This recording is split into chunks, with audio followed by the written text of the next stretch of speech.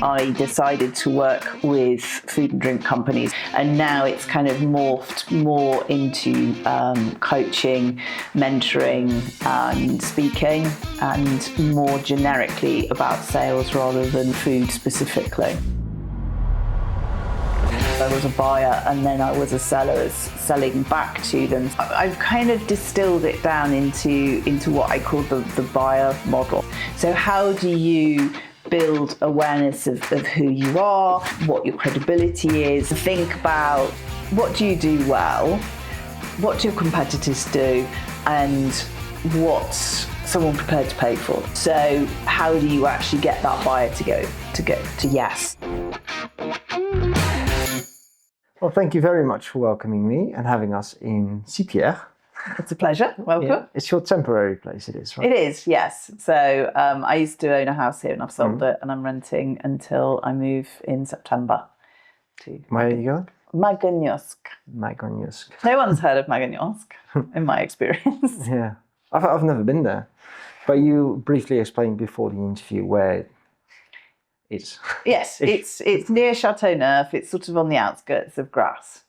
And it's a little village, and it's got a lovely little church. Yeah. So more going on than in Sipierre, say. Yeah, probably not actually that much more going on in Maganiosk, but certainly it's nearer to everything else, like coming down to your events and things like that. It saves at least half an hour journey before we start. And there's a bus, you can get a bus, whereas here you have to book the bus. Do you really? Yes, you do have to. I mean, in other countries, like in the UK, you wouldn't even get a bus. But here, yes, you can book the bus. Wow. How does that work? Do you have an app or you call them? I've never booked the bus. Oh. I think you phone. Yeah, you just need a car. But yeah, you do need a car, yeah, definitely. So how did you end up in Sipierre?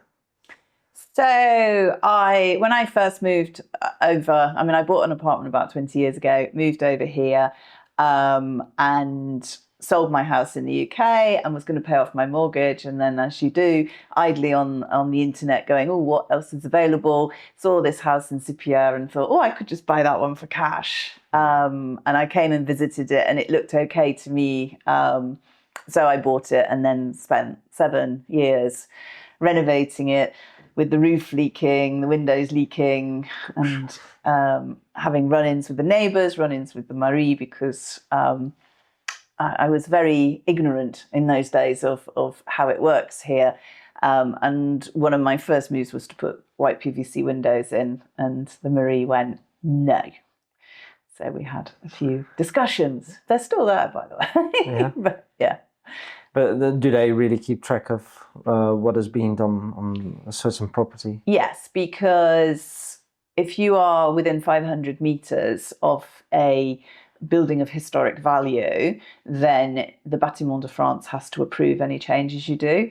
So to the exterior of the property. So when I put the windows in, that's obviously changing the exterior, even though it makes it look better and it's more efficient. Wood is the preferred option. So the house I've bought in Maganiosk needs some work to the outside, and I'm looking at it going, and I wonder how historic that church is. I suspect it is. So yes, you have to get permission. Yeah. It's quite difficult. I mean, I did get permission because I renovated the front. I re-rendered the front, and I put new shutters on, new guttering, and we had to provide photographs and drawings of how it would look, and then they sign it off, and then they come and approve it. And then, unbeknown to me, when you sell, the notaire then gets hold of the bâtiment and goes, oh, and how is it with the PVC windows? So the PVC windows did come back to bite when I sold the house.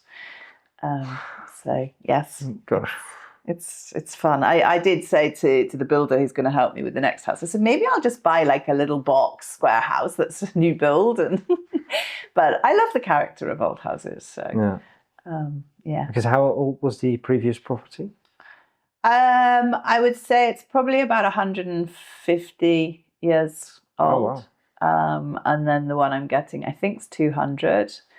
So I kind of look at it and go, well, it'll stay standing, but, you know, whether the roof leaks. She swears the roof doesn't leak, but I saw mine didn't. And mine didn't actually when I sold it.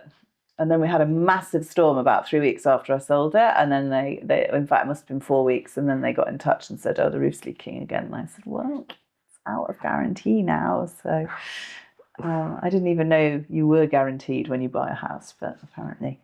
Yeah. So It felt like you weren't, but other people are apparently. Yeah. No, it's quite scary. So I'm hoping this will be a forever home, so I don't have to buy another property. It's expensive and it's stressful. Yeah.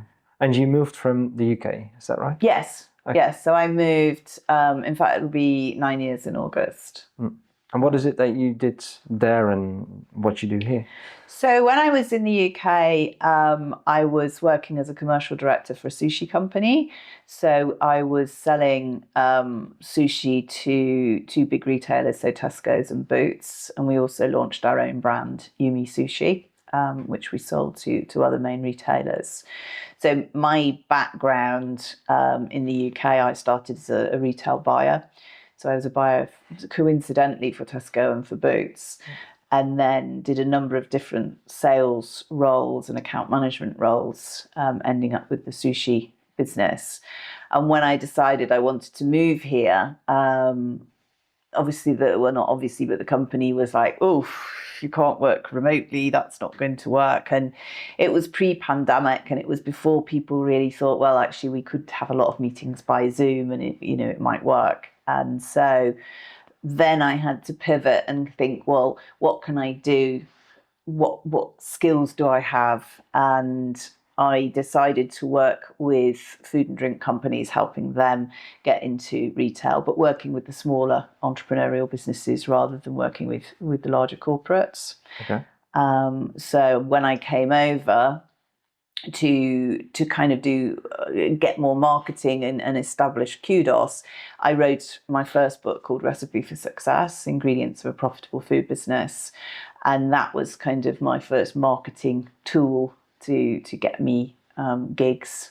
And I know that's 9 years away, but I still do quite a lot of that, and it's morphed and it's changed over the years. But that's been a big part of what I've been doing, and now it's kind of morphed more into coaching, mentoring, and speaking, and more generically about sales rather than food specifically. Because I mean, sales is quite a general approach. Is it applicable to many types of businesses? I think I can't think of a business that doesn't need to sell. Yeah. And even if you think of something like a charity still needs to sell the mission and the values to raise the funds.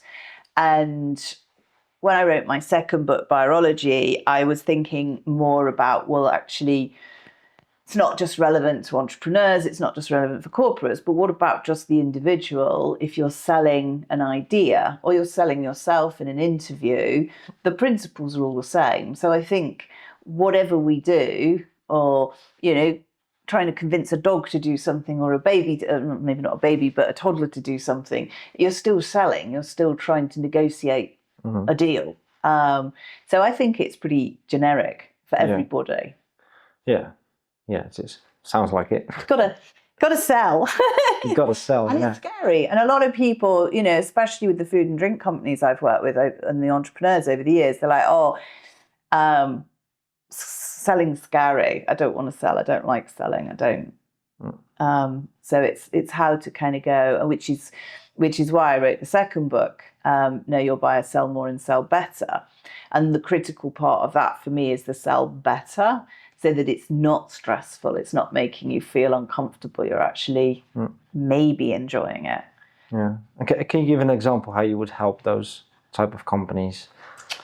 So within the book, I've kind of distilled it down into what I call the buyer model. So it's an acronym, and the B stands for building awareness. So I think when you're selling, the worst thing to do is a cold call. And we've all had cold calls where someone's ringing you or emailing you now, or on LinkedIn going, I do this, or I've noticed your SEOs are bad, or blah, blah, blah. And you've no idea who they are. Whereas if somebody from the business club emailed me and said, I've got this guy who does SEO. He's had a look at your website and it's da da da da da. You're suddenly on a different ball game. So that's already warming up that customer.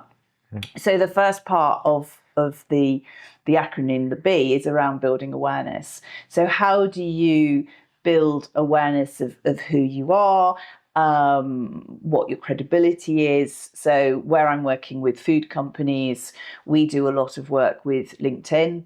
We raise the profile of the company page, the person. And then we also, so today, before we started filming, I've been going, and that's because we're getting, we put a big press release out. It's gone too early, and it's talking about a launch in a major retailer. We've won that business. It's fabulous. But they've gone 2 weeks too early. So now we've got to manage the retailer. It's going to be a bit of an interesting one. So that's the first thing that I do. I work with clients to understand how to build awareness. I'm not a consumer marketeer. That's not what I do. What I'm specifically interested in is how to build that brand awareness. And that's what I've done with myself, like this podcast. This is great. Thank you. The book, etc. So that's the first bit. The second thing I do is sort of, in some ways, needs to be done before the building awareness, but it doesn't spell buyer quite so well, is developing that unique sales proposition. And we've all talked about, if you're in business, you'll have read USP at some point. And what I look at is, what is the tailored, unique selling point? So we start with the buyer in mind and we say, well, who are you selling to? And we tailor it to every single buyer. So we don't just there isn't just one USP, there's many. And we think about who's the competition, what makes you different, and develop quite a nice piece of work, whether that's a 30-second pitch, whether it's an elevator pitch, whether it's 3 bullet points, but just distill it down into something that they can sell. And then the other thing that I work with is the why of buy, which is getting to yes. So how do you actually get that buyer to get to yes? So at the moment, I've got 3 clients who are retaining me. So I actually I'm finding the buyers for them. I'm doing the outreach. I'm doing the building of the awareness, and then negotiating and closing the deal. So for example, with the lady, we won't mention it. I'm sure this will go out after it all goes live. But I did the initial outreach. I negotiated the deal for her, and then sit in the background supporting her now as we're actually launching.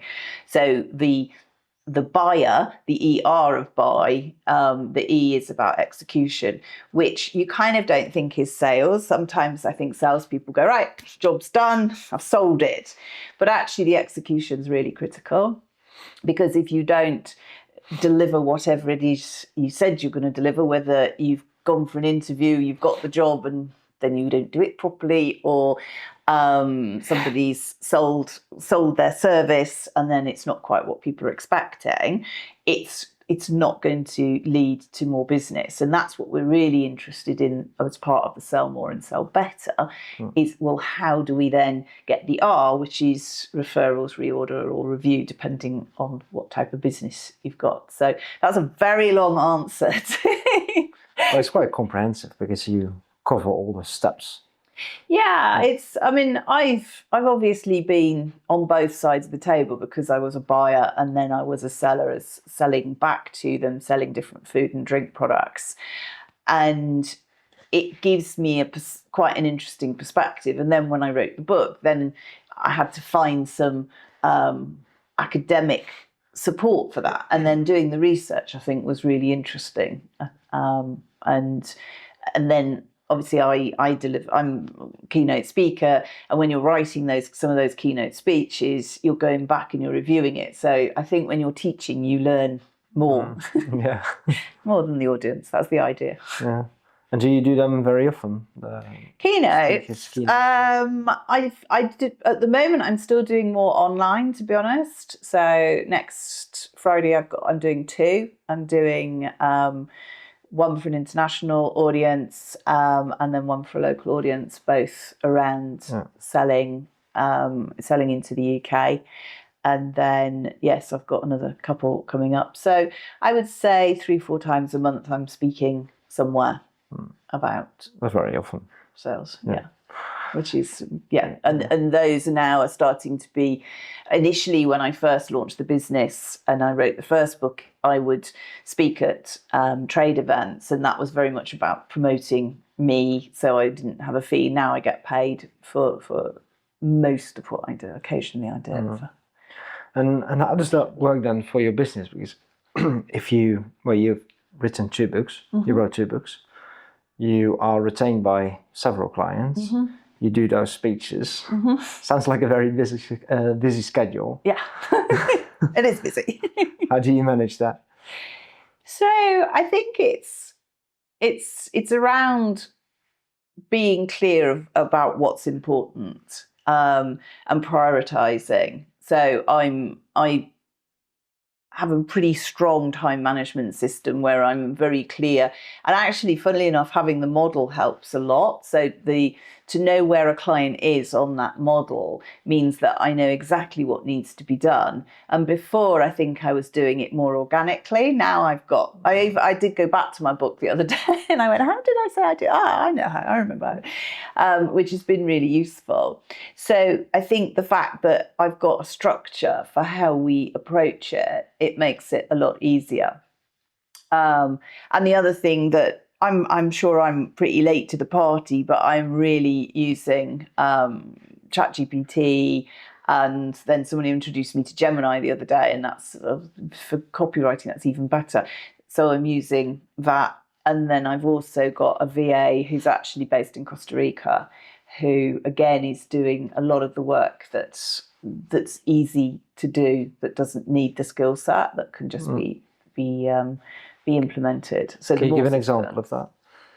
Of the VA? I'll also ask about the AI. The VA. Yeah, so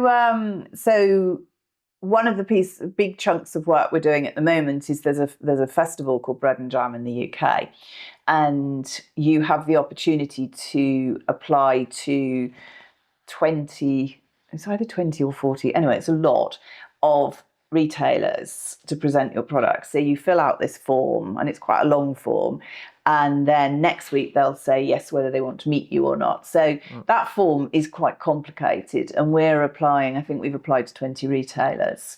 So what I've done for her is the basics of saying, well, this is the information that you need, this is how we want to adapt it for each of them, and then she can go ahead and do all that. Okay. That sort of work from that point of view. So yeah, and then she's going to do some other work for me in terms of marketing as well, personal marketing for me. So yeah, it's proving useful. And how do you use ChatGPT and Gemini? So what I've been doing with ChatGPT for this particular project actually is, we talked about the USPs. I'm using it to take big chunks of information and distill down the USPs for me, and then say, well, if you go and have a look at this website, and actually this is where Gemini seems to be working better, go and have a look at Selfridges, see how Selfridges speak, look at their language. Can you rewrite these USPs? I'm kind of putting myself out of a job, actually, because that's what I used to do for clients.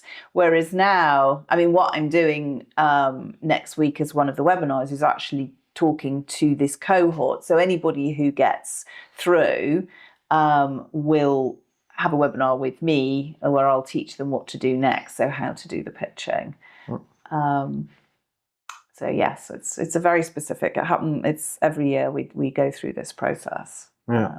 And I've been doing it for. And just from my understanding, what is Gemini? So Gemini is Google's version of ChatGPT. Okay. So there's 3 that I've been So ChatGPT, I'm relatively comfortable with, and that's what I was using. Then a friend of mine said, "Oh, she's a copywriter, marketeer." She says, "Oh, I use Gemini because it's more." I think for me, I'm not, as I say, I'm not a marketeer, so I'm more interested in the factual piece. Whereas Gemini seems to be more creative. It writes. I got it to write press release for me, and it was okay. It needed some tweaking, but the wording was better. And then another person, because I was talking about again copywriting for talks, she recommended Claude. And I don't even know what Claude is yet because I haven't had time to have a look at it. But Claude's my next option for, and it does genuinely save a lot of time. Especially one of the fundamentals of the book, Buyer-ology, is about getting to know your buyer. And if you use something like AI, you can do all the research on the buyer, whether that's the person or the company, and you can plug all that into ChatGPT, and it will adapt, and it learns obviously as it goes, so it gets better. Yeah, so it can save a lot of time. Yes. But isn't it a very manual process because you know your customer best, right? I think it is a manual process, but I think, one of the best things that you can do is if somebody writes your presentation, I get a lot of clients say, well, this is what we've written so far. The best thing in the world is to have that, and then you can adapt it. If you've got to start from scratch, it's quite hard. So if ChatGPT goes, well, I think these are your 3 USPs, and you look at it and go, well, yeah, that's really good, but actually no, that doesn't really work because da da da da da, and that's where I think. I did a talk actually earlier this year about the impact of AI on sales, and I think you still need the human to make it human actually. So AI can come up with some of the solutions, but you need to put the kind of the polish on it, which is what I do. Yeah, well, like you said, it can definitely help you get going then in that case. Yeah, it helps you get going. Yeah. Because like you said, I do have that often when I need to start on something that feels so big. And if you at least have something that you can modify and then make it around that, it's a lot easier than starting from scratch. It is. It's a lot easier. When you sit there in front of the white piece of paper and you go, right, I've got to write, I don't know, I've got to write an ad for this, or I've got to write a Facebook, and you go, oh, I don't know what to do. There's even a lady, oh gosh, I can't remember her name, Jo somebody. She's got, because I do quite a lot of corporate coaching as well. And I work with quite big corporations, helping them again to sell more, sell better. But it's one-to-one coaching, and what she's done is created the AI version of yourself. So basically, and I haven't done this because to me it's just like, oh gosh, I'm not sure that's really what I want to do. But you give this videos of you. I would give it both my books, and it reads all of this stuff, and then it creates the AI version of you. I don't know if you've come across it. No, I haven't. It sounds interesting and scary at the same time. It is interesting and scary because it's like, well, there's Karen Green, the coach, or you can have virtual Karen Green, the coach. And in theory, if it's learned enough about what you say, then what it was saying was, well, you could, because I do like consultations for free, so I say, well, come and talk to me for half an hour and I'll have a look at what you're doing, and then could you get the AI version of me to do that, for example?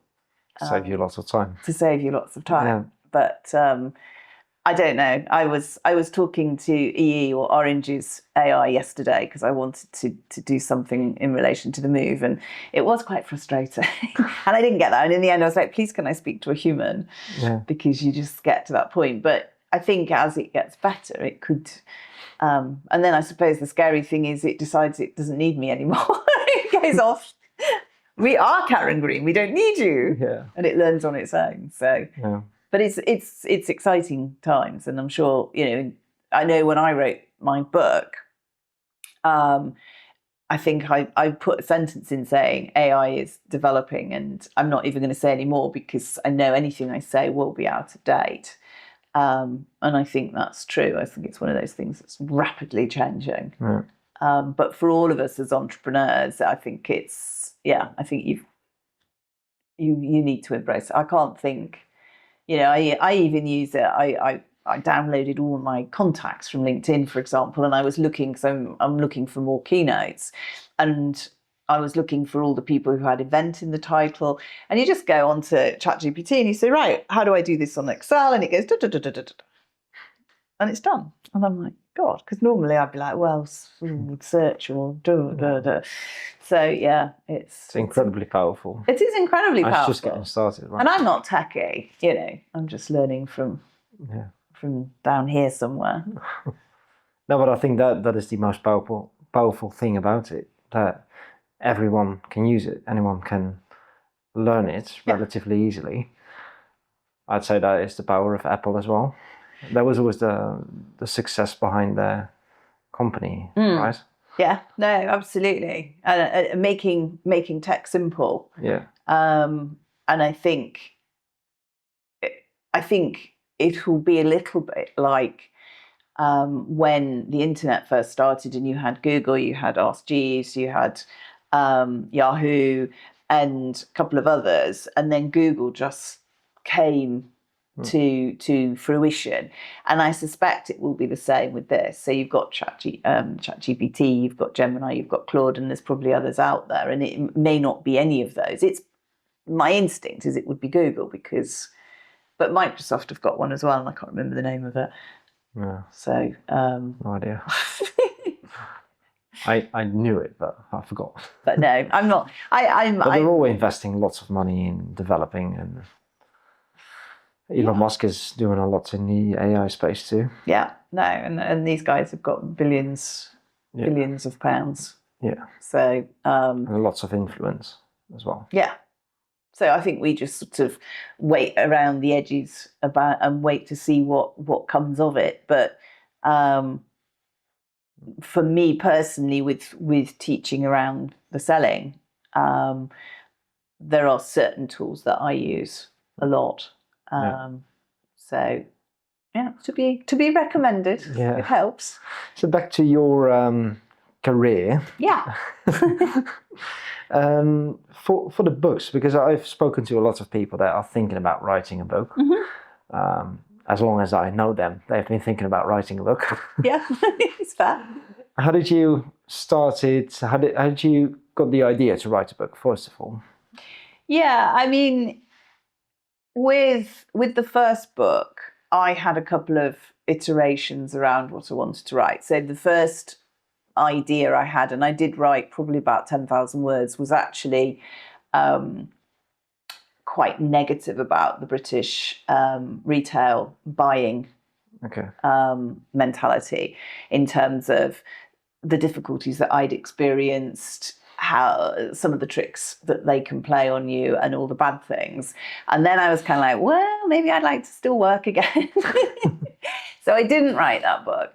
So I kind of thought, well, I'll soften it down, and then I scoped out the book, which ultimately became Recipe for Success. And I'll be honest, it probably took 2 years, and then, in fact, it's probably 3 years, because 2 years before I met somebody on a train who'd written a book, and she said, oh, I use this lady, and I can't remember her name now, and she was like, she's amazing, da da da. And I reached out to this woman, and she was like, oh, it's 3,500 or something. And I was like, don't have 3,500. And then 2 years down the line, and I don't know, I just finished a big job or something, and I had the money, and I thought, right, I'm going to do it. So I went on a 12-week book coaching course, and I honestly cannot recommend it enough. Yeah. Sorry about the dog, by the way. No worries. He will calm down. Somebody's banging the door somewhere. Tao, what's the matter? It's okay.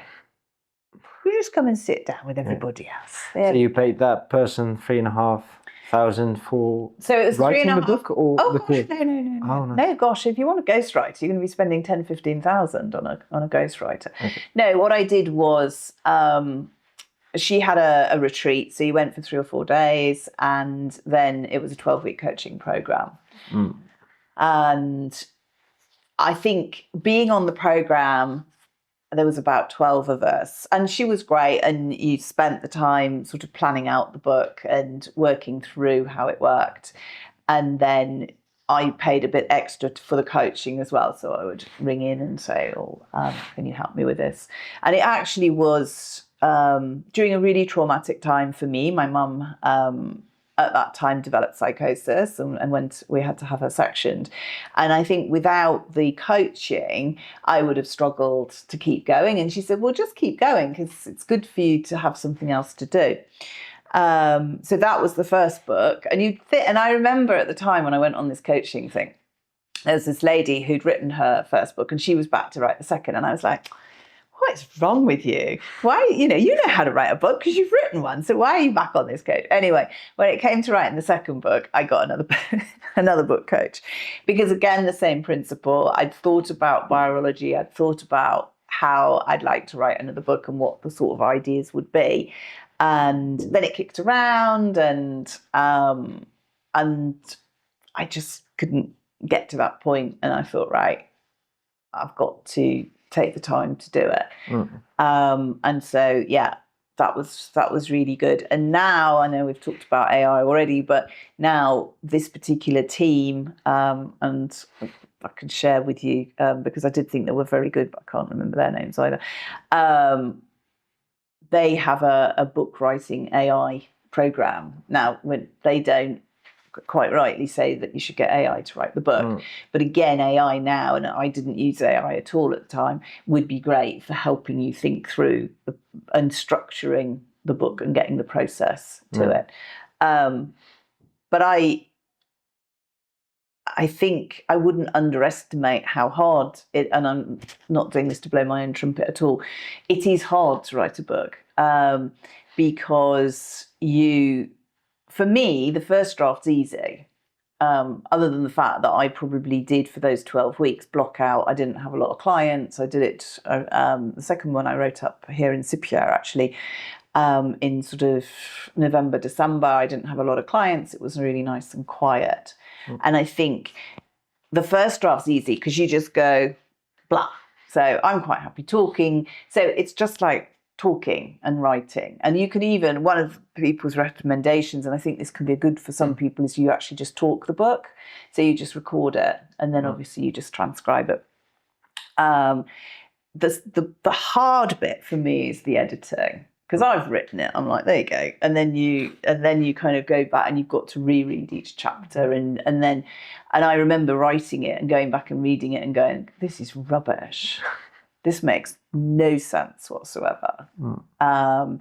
And so then you go through a second draft, and then you might do I think you do a third draft, then you put it out to some B readers, and you get other people to read it, and then they come back with their feedback, and that's horrible. And I remember not so much this book, but the first book, I was at an exhibition and they said, don't read the feedback until you've got it all.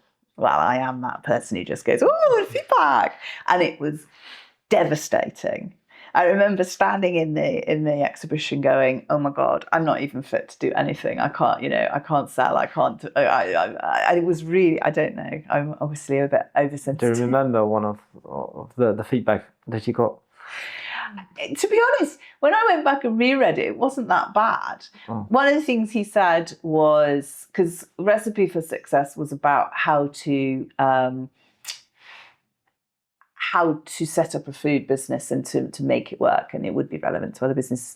And there was a chapter in it about people and the type of person, and he went, why would you say that? Da, da, da, da, da. That whole chapter's rubbish. And I went, a whole chapter? I thought he'd just like go, oh, well, there's a couple of phrases. So, and actually I remember going back to the book coach and going, and she went, yeah, that chapter's quite irrelevant really. And I went, okay. So that chapter went. I always did mean to republish it as another thing, but I never got around to it. So yeah, that's quite hard. And then I took a real leap of faith with the second book. And I mentioned I do this corporate coaching for a really big company, and I've coached the CEO and I'm doing a workshop for them next week, 2-day workshop. But I said to him, I said, would you be one of my beta readers? And you're like, oh my God, this is so, if it's bad, he's going to just be like, and bless him, he went through the whole book. And actually his company is referenced in the book, and he said, well, you need to take this out. You can't say that because our clients will not be comfortable with that. And I went, okay. Mm-hmm. But actually it was amazing. His feedback was just absolutely fantastic. It was such an intelligent insight. So yes, in answer to people who want to write a book, but it is transformative. I mean, I don't know if you've come across Daniel Priestley. Yeah. So Daniel recommended your book, I saw. Yes, he did. It's on the front of the book. He wrote me. It's very kind, a testimonial.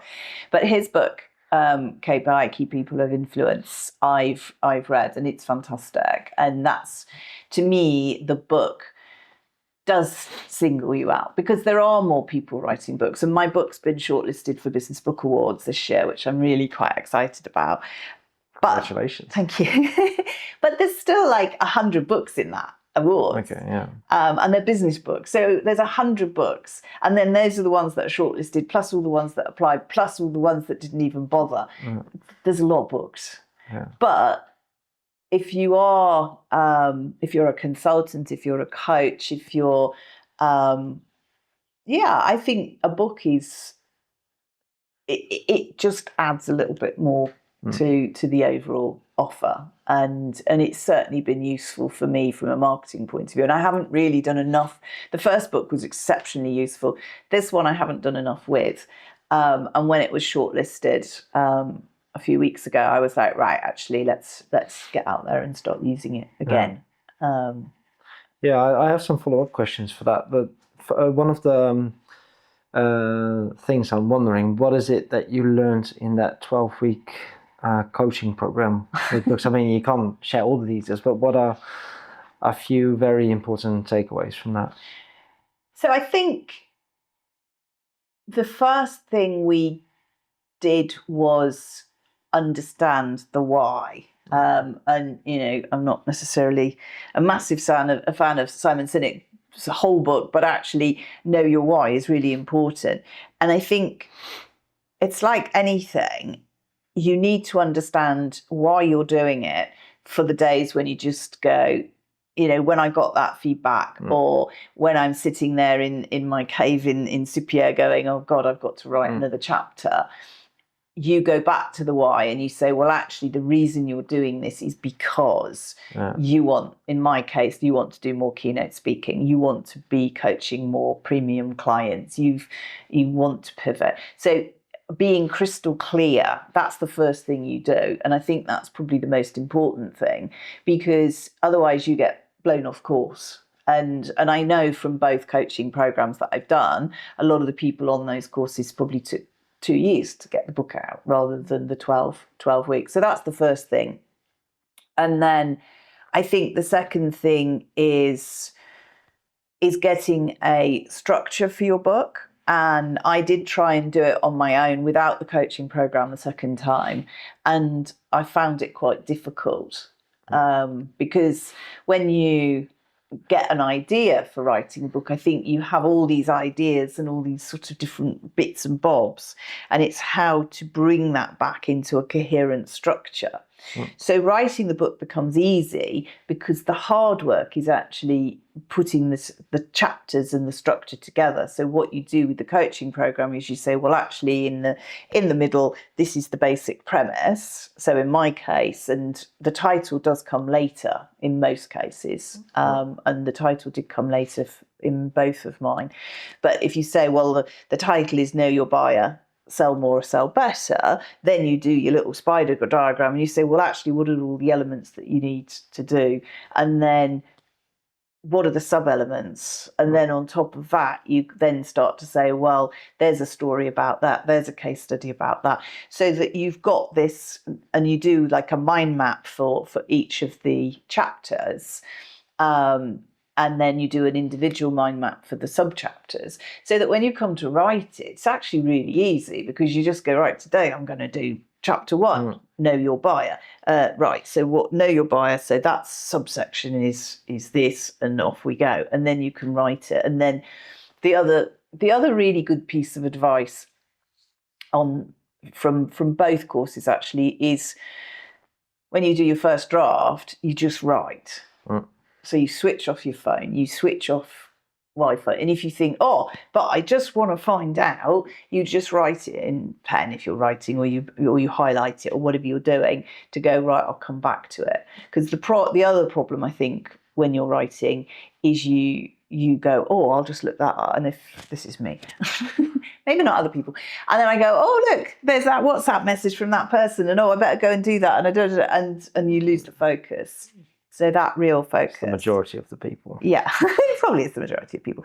So I think that's what, and then, so that's kind of the kickoff piece. And then the other part of the coaching, again, for both different programs I was on, was the fact that you're there every week with other people. And I found I'm quite competitive. So the fact that I wanted to show up and go, yeah, I did my chapter this week. That's incredibly focusing for me. And I think if you are an entrepreneur and you are trying to write a book at the same time, unless you have the purpose and you have the time found and someone to monitor it, I think it's really hard to get it finished unless you're a complete finisher, which most entrepreneurs aren't. It's like, oh, it's a lovely idea to write a book. Oh, lovely. Oh, the other thing to do now. And I am that person, so I do completely understand that. Yeah. And from your book, because it's you can measure success in lots of different ways and how profitable it is and will be in the future. So you can measure, of course, how many book sales you have and how much profits and all that. So I'm wondering, how many books did you sell? Do you sell a lot of books? No. Okay. So what I do, so with the first book, I probably sold overall about 2,000. So did the book make a profit? No. Did the book make me profitable? Yes, definitely. My second part of the question. With the second book, I'm following Daniel's model. So Daniel Priestley gives away thousands of his books.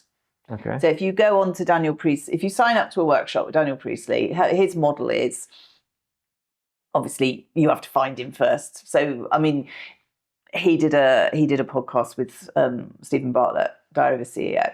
Seen it, yeah. That's generated him £2 million worth of business. That's what he's how he's correlated it. So basically, he goes on that, does that for free. He then does a workshop. You go to the workshop. When you sign up for the workshop, he says, "Do you want a copy of my book? Free copy of the book, physical copy. Sends you a free copy of the book. You read it. That's his marketing tool." So, from a lead magnet point of view, it's funny actually, because I reached out on what was it? I think it was a major book writing Facebook group that I'm part of, and I said, "Oh, I want to give away the book for free. Does anybody know how Daniel Priestley does it?" Actually, I think, and I got so much abuse going, "Why would you just give your book away? That's like completely counterintuitive. It's completely stupid." And I went, "Okay, it's not." And then, and you've been through this experience because you got a copy of my book the other day, and you received it. I know. Amazon told me this morning. So what I do now, and it works. I've got the VA to do it, although I haven't got her set up at the moment. Basically, if I meet anybody, I said, "Do you want to have a copy of my book? I'll send you one for free. Just send me your address." You send me the address. I give it to Amazon, and it costs me €5. Oh. That's it. Cost me €5. Yeah, because they do the printing on demand, is it? Yeah, they do the printing. So print on demand, the postage in, and also the great thing is I live in France. A lot of my clients are in the UK. I had somebody the other day actually who's in Dubai, and I said, "Do you want a free copy of the book?" And she says, "Oh, you don't really want to send it to Dubai." I said, "Well, actually, funnily enough, I'll send it." "Oh yeah, no problem at all. Just give me your address." And wherever you are, so you then go on to, I don't know, because she hasn't written back yet, but you go on to Dubai version of Amazon, if it exists. It does in most countries. And it's still the same postage. So if I want to sell from here, send a book from here, it's, I don't even know, I think it was £11. I sent one to Australia, actually, it was about 20. You just go onto Australian Amazon, chun chun. So, so in terms of, the book is very much, for me personally, a marketing tool. It doesn't have to be, and that, you know, there are people, obviously, who write books that make thousands and thousands of pounds on it. But I think they say that a successful book is deemed to be, a business book is about 2,000 to 3,000 copies over its life. So it's not much, especially if you spend. That is when it's considered successful.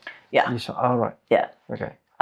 So I self-published, but so obviously, you know, if you're doing the maths, I spent £3,500 on a coaching. I don't think it was that much actually with this one, but the second one. But so you've got your coaching, then you've got your editing, you've got your layout, you've got your book cover, and copy proofreading. That's pretty important. Proofreading, yeah. And I don't know what I spent on it, 5,000 to 6,000 in the end. Or you can go to a publishing house, and Daniel Priestley owns one of those as well, and you paid them 7,000 or 8,000, and they'll do all that process for you, and they'll do the marketing for you. It's a lot of work if you do it on your own, and if I'd had the cash, I would have probably got somebody to do it for me. So you've got to sell a lot of books to make that worthwhile. Yeah. So you use it really as a marketing tool. Yep. Yeah. And have you landed more or many or better clients, higher revenue? Or? I think yes, I have. I'm certainly getting more speaking gigs, higher paid speaking gigs than I was, and it's also with the bigger corporate clients making me better informed as well. Because when I wrote Recipe for Success, and when I was working with some of the smaller food businesses, as I said to you before, I was working much more organically. Whereas now I've written the second book, and I've put the structure in place, and I've got the buyer model. It does make my life a lot easier, and it gives me, I think, more credibility when I'm talking. Because I can just say, well, we'll buy a model and this is how it works. And then you can just hang on the bits that are relevant to the person who's asking you to speak. Yeah. The danger for me is, because I have that magpie, let's have a look, talk about something different. I don't necessarily want to talk about this one subject all the time. So I'm like, let's talk about, I don't know, let's talk about something completely different. So it does give you the discipline to say, well, actually, I'm going to continue to work within the premise of the model that I've created. Yeah. But yeah, it's worth doing. Write a book. And for the corporate clients, how do you land those type of clients? How have you landed the? Landed. Yeah. Recommendation. Yeah. Yeah, for all of my free books, it's recommendation. No, it is. I mean, the clients have come through referral, or I do get ones that say, we saw you speak, and then now I'm doing some more proactive work with promoting the book and using the book as a promotion, especially in the run up to the Business Book Awards, which is in September. So I'm actually starting to say, look, here's the book. Are you interested, etc. And using your own principles, how have you applied that to selling for them, to them? So it's the same, really. So I very much looking at the building awareness. So that's an really important part of my business. So I use LinkedIn a lot. I speak on various podcasts, webinars like this to say, look, this is what I do to raise the profile, to raise the SEO. Sorry, I've completely forgotten the question now. Using your own principles of the book, how you... Sorry. Yeah. So building awareness is part of it, but also thinking about what's my unique proposition. So I do still do a lot of work on myself and self-development to get better and better at it.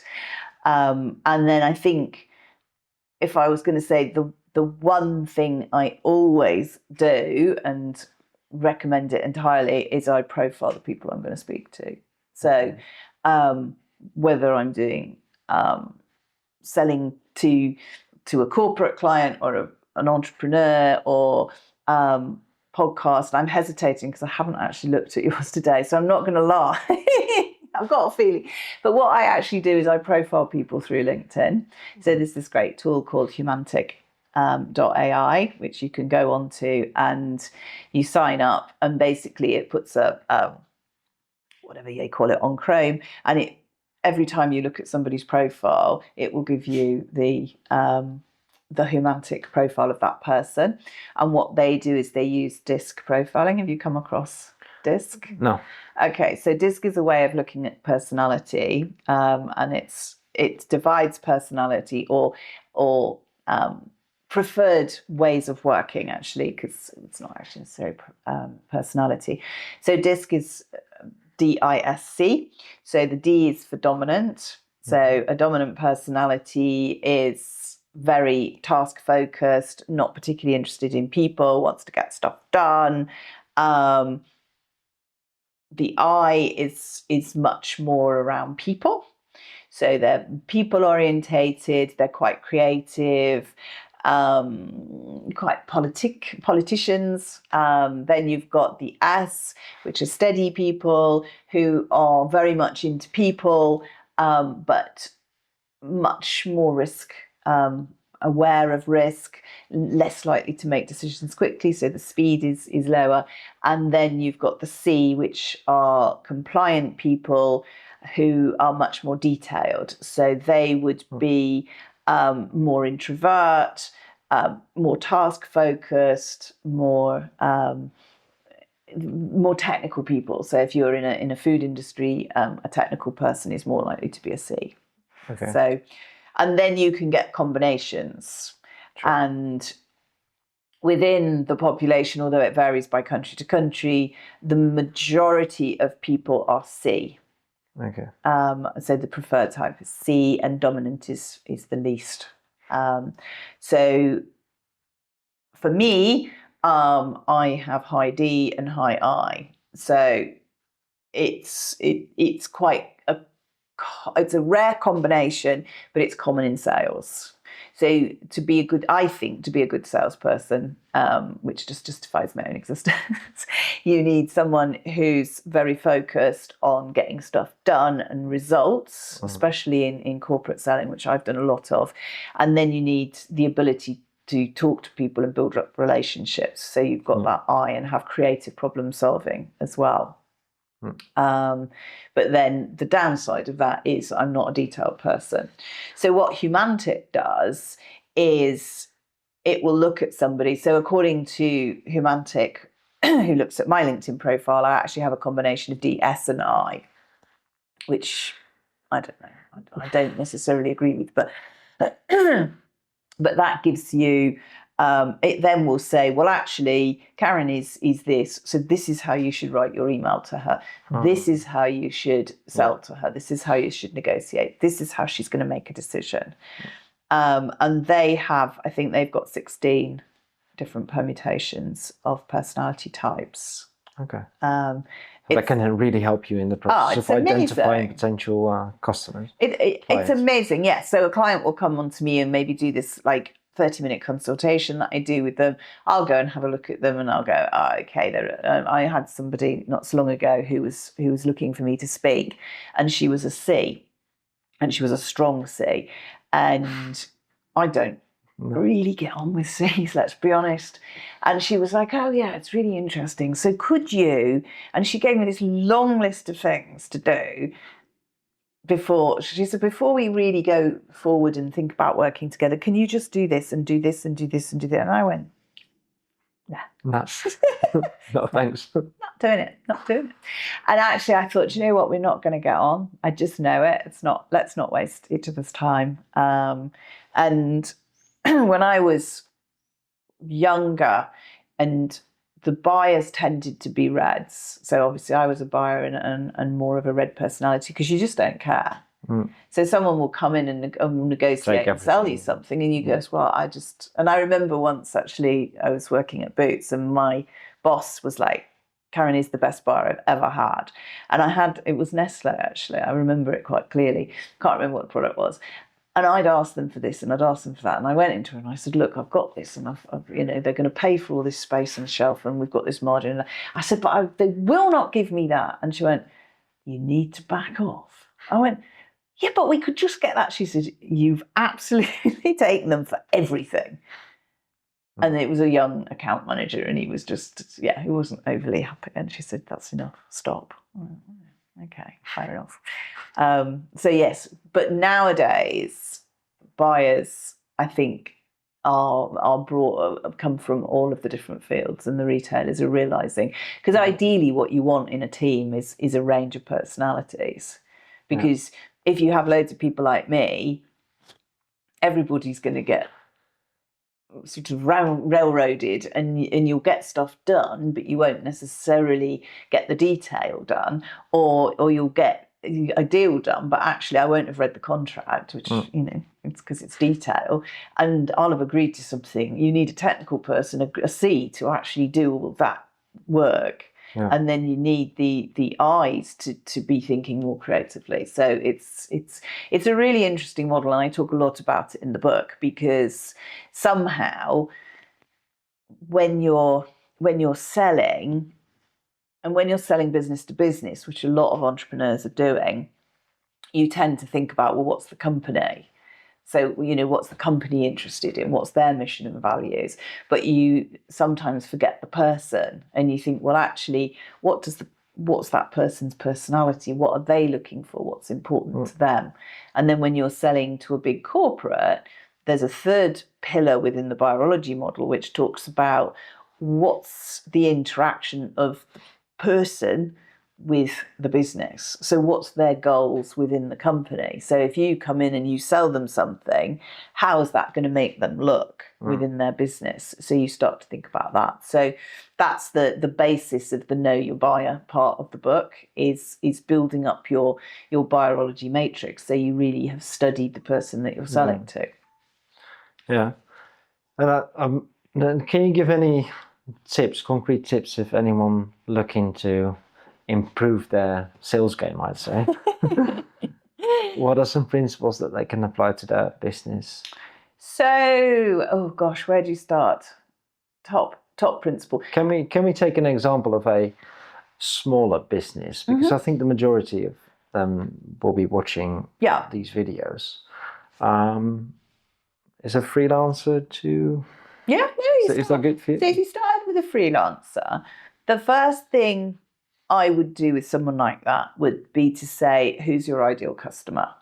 Okay, so start there and think about what do you do well, what do your competitors do, and what's someone prepared to pay for. That's a model that I've seen in the past, and it's a little Venn diagram, and the sweet spot is the bit in the middle. So you think about, well, who are the people that I'm most interested in meeting, who are going to be the ideal client for me. So build your customer avatar of who's that ideal client. And then you think about, well, where are they likely to be? So, whether it's LinkedIn, whether it's a networking event like this, or where am I going to find them? So that's the second part. And then you can start to kick in with the buyer principles. So then you say, well, how am I going to build awareness? And what is my USP? So if you're a freelancer and you're thinking, well, I want to sell financial services and these are my customer avatars, but actually I'm only going to do it down here on the south of France, you can then create a target list of people. And it's a lot easier then, because I think the problem is when you first start, it's a bit like me saying, well, I want to go and do some more keynote speaking. Where do you start? So the easiest thing then to say is, well, actually, this is my target audience, this is my customer avatar, and then you sit down. I'm a bit of a spider diagram fan. And you basically say, these are my target audience. Who do I know? Yeah. So then you say, well, these are the 10 people that I know. I know Karen. Does Karen need financial services? Who else might Karen know that she could introduce me to for financial services? So I am, as I say, my biggest clients have come from referral, without a doubt. I mean, other clients have come from elsewhere, but they've come from referral. So the most powerful thing for a freelancer to do would be then to say, okay, well, who could refer me? But the biggest problem with when someone comes to me and says, right, Kat, and I've got somebody recently who did this. He got in touch. He says, I've got this great idea. I'd like you to, I would really like to sell to UK retailers, so Waitrose, Tesco, Sainsbury's. And I spent half an hour with him. I did a consultation, and I got to the end and I went, I don't really understand what you do. So what he hadn't done is distill it down. So I sent him away and I said, right, distill down. And I sent him a short presentation that I use to sell my services. And I said, read this. What you need to do is to structure it like this. So this is the problem. This is how you solve it. This is what you've achieved in the past. This is a couple of testimonials. And this is what you would do for the client. Basic. And if you then have that, and you know, I'm sure you've come across elevator pitches, and maybe that's the solution. So you say, well, actually, Karen, what I do is I do this for people, I do this for this type of person, which helps them to do this and takes away the pain or gives them the gain. Very simple kind of statement. And you say, this is what I do for people. This is somebody I've done it for in the past. I could do it for you. So it's a very simple way of approaching selling. So when you actually come to sell, so say somebody this freelancer is talking to a colleague of mine, it's an easy sell. Yeah. They've been referred, they're warmed up, they know what this person's like. They then just profile them and say, well, actually, this person's a C, so I know they're going to want a lot of details, so I'll write them a nice detailed proposal. I'll send off the detailed proposal. Yeah. That's the tips for me. And it is all, and I'm not flogging the book, because if anybody wants a copy, then please get in touch. But the structure's in the book, and it is to me, it is very simple, because I've been doing it a long time. Mm. And what the book has enabled me to do is to put it into a structure, whereas before it was instinctive. Mm. Having said all that, I will be honest, there are times, like today, that I don't profile people, because you just get to that point where you go, I just haven't got time. But generally it works, and if you can just build a little bit more into it, because then of course I'm used to working in this industry, and I'm used to doing it. So you can tell a person's personality by meeting them. And when you meet somebody who you think is a really good salesperson, and they're just instinctive, or they've got charisma, which is slightly different, it's usually because they're just so good at reading people. Right.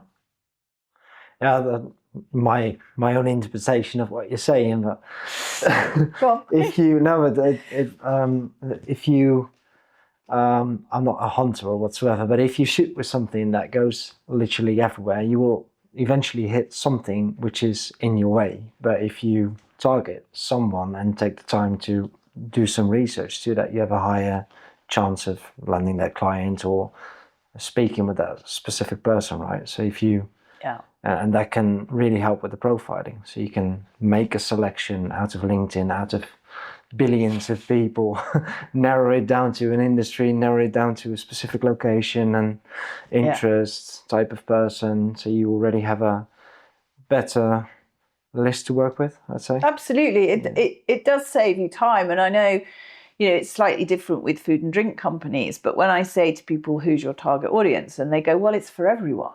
Yeah. And I'm like, no, it's not for everybody, because actually you're not Coca-Cola, and even Coca-Cola is not for everybody, but you haven't got that much money, and you haven't, and especially for freelancers and entrepreneurs, we haven't got the time. to go through, I don't know, 1,000 leads. Yeah. We really do need to talk to 10 people, and from those 10 people to get a good client and keep them. Yeah. So we don't have to go through this process too often. Yeah. Very good advice. I tell myself this. What is next for you, Karen? So what's next for me? I have some projects ongoing at the moment with different companies. I work for United Nations as a sales advisor. So we've got a couple of projects with different companies going on at the moment. So that's an important chunk of my work, because it is doing the sales piece that I've done before around food, but it's helping people in other countries. So that for me is quite important. That goes back to my purpose, I think, and mission, and giving back a little bit.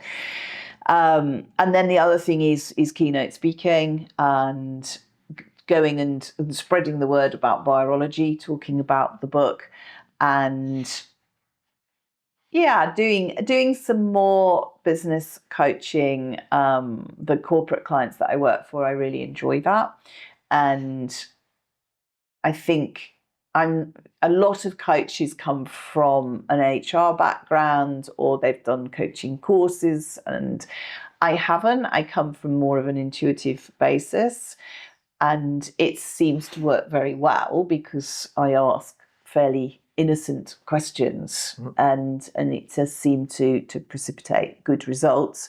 But the clients that I'm looking for are people who want to sell B2B, and are in a commercial world. I'm not going to be, I don't think, a great coach for, I don't know, technical or agrochemicals or something. Makes total sense. And if you mentioned it twice or three times, how does someone get a free copy of your book? How do you get a free copy of the book? And who is it for? Because it's not for everyone. So I assume it's an interesting point, actually, because I've talked about you do need to have an ideal customer, but everybody needs to sell. So as I say, if you're selling a product or a service, you're selling an idea. So say you're doing an investor pitch, you need to be able to sell if you're selling an idea and if you're selling yourself in an interview. So to some extent, it is for everybody. But the book really is ideal for entrepreneurs who are selling business to business. It can be a service or it can be a product. But I think that's my area of expertise. Obviously, I've specialised in food and drink and retail for a number of years, but it doesn't have to be food and drink products. It can be for anything. How you get a copy of the book, you link in with me, because LinkedIn is one of my 3 key pillars for marketing, and drop me a line at karen@buyer-ology.co.uk and give me your address. Got yours already. I know where you live. And I'll send you a copy. And if you don't want to give me your address for some bizarre reason, I can send a PDF copy. That's not a problem. But I like to have things in my hand to read. And I'm a bit old-fashioned like that. And I think it's great to have that. Because then when you've read it, you can pass it on to somebody else as well. Yeah. And it's better to zoom out. Just leave your phone where it is. Close your laptop. Take the book. Read it. Absolutely. And it's not a complicated book. I'm not an intellectual. I'm not an academic. So it is easy to read and it's very practical. And at the end of each chapter, there's some suggested things for you to do. I'm really looking forward to reading the book. Good. I'll start this week. I'll send you some tests. Very good. Thank you so much, Karen. I don't want to take more of your time. No worries at all. That was it, basically. Thank you. Thanks.